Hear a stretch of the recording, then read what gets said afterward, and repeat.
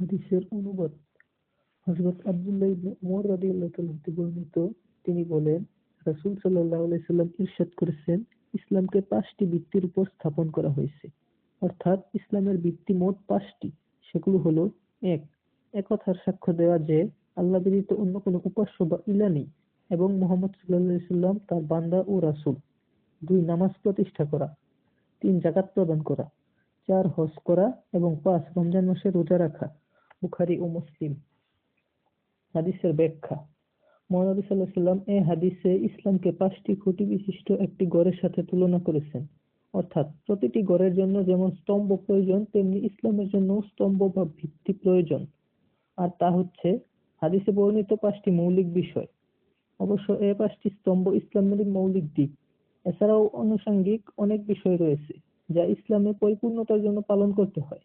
যেমনিভাবে একটি গড়ের খুঁটিগুলোই গড়ের সব নয়, বরং পূর্ণাঙ্গ গড়ের জন্য অন্যান্য উপকরণেরও প্রয়োজন।